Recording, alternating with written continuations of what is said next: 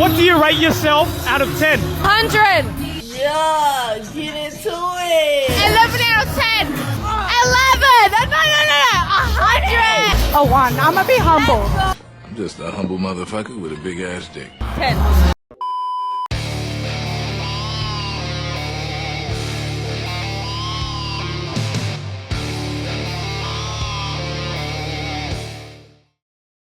Yo, what is going on, guys? It is Taylor The Fiend back again with another response video. And guys, before we jump into today's episode, don't forget to subscribe on your way in, and don't forget to subscribe to our newest member of Fiend Gang, Detective Warg. His channel will be linked in the video description. But without further ado, let's jump into the rest of today's video.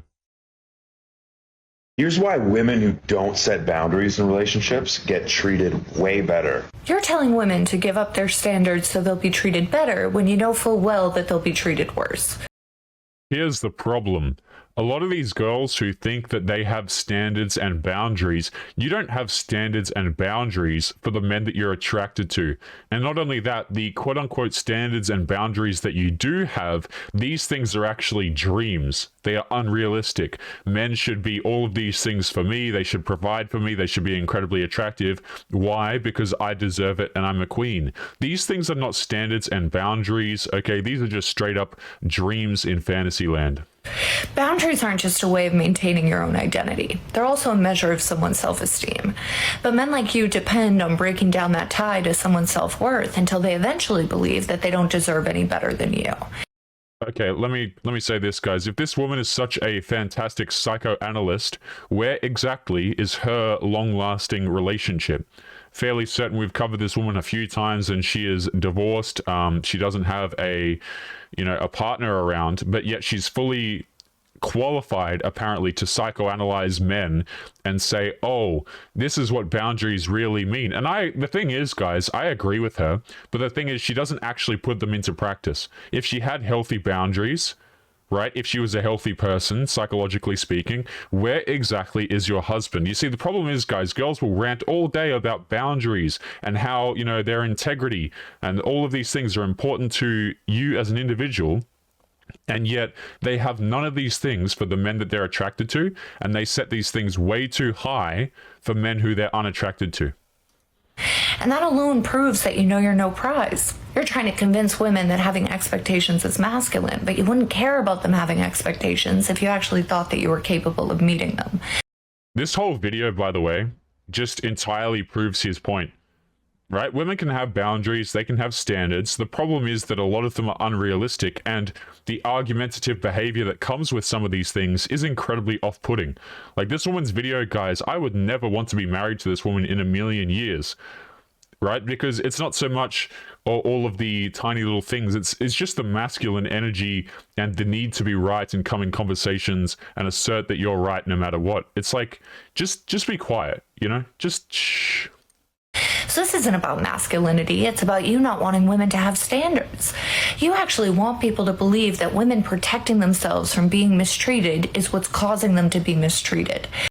And how's that working out for you? If you're such an expert on it, how exactly is that working out for you? I'll ask a broader question. How is this working out for women as a whole in general? You sit down and you ask women, oh, what would you rate yourself out of 10? They'll all rate themselves quite highly, especially the Western women.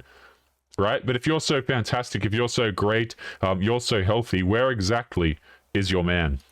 But if you're capable of treating women badly, then you're just a bad man.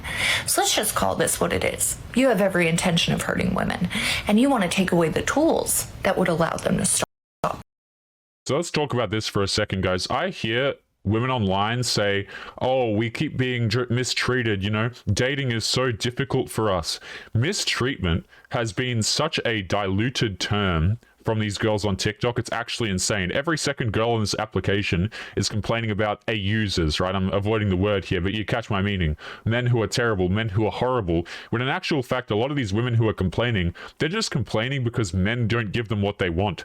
The real victims of domestic A, for example, these people, what they've been through has been incredibly tarnished by girls like this who think when they don't get their way, they have been mistreated. It's disgusting.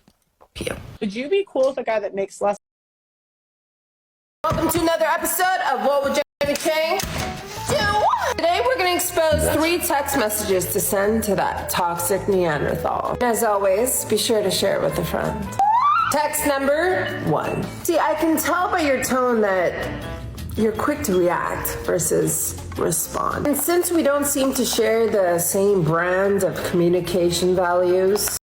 How's this for communication values? How about we just don't communicate at all? I think that's a fantastic idea.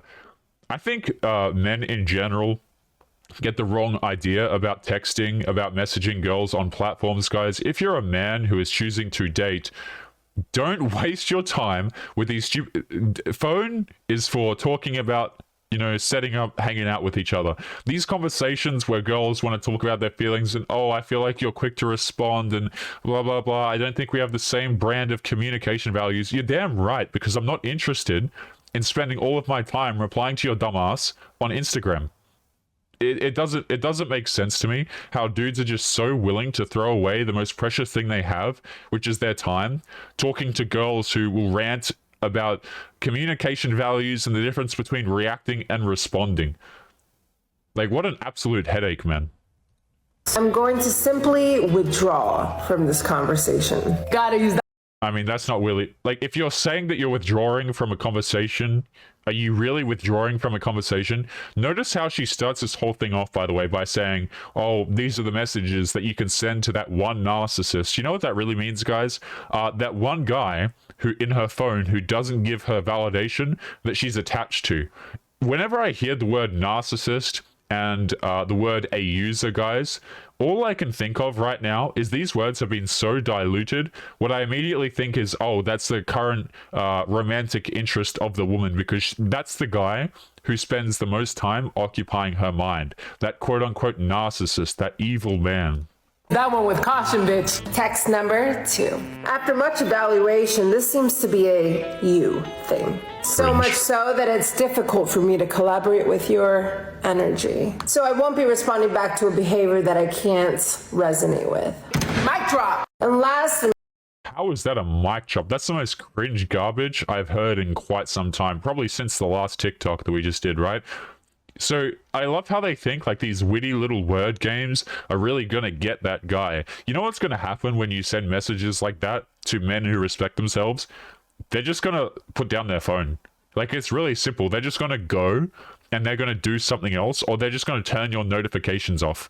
It really is simple. They'll block you, they'll turn your notifications off, or they just straight up won't talk to you. my most recommended text message to send.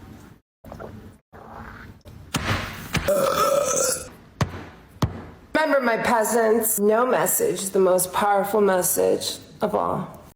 I don't know what it is about current day society, guys, but a lot of people, girls in particular, have got this idea that being attractive consists of being obnoxious, being entitled, and doing little quote... I feel like I'm just getting old, man. Like, is this what the current generation is doing? Maybe I'm just becoming an old vampire, okay? Because this is just straight up disgusting. Yeah, I'm gonna do quirky things like hump my desk in the middle of a TikTok. Like, I don't know about you, gentlemen, but I find that to be quite repulsive, but what do I know? Yo guys, it's Taylor here. Just want to say thank you if you made it to the end of today's episode. Before you go, remember to subscribe to our other Fiend Gang members. Their channels will be linked in the video description. Our newest member is Detective Warg, so make sure that you go and show him some love. He's putting out daily content for you guys. Also, one of the characters I use and also a lot of our thumbnail artwork is done by an artist called The Gecko Ninja.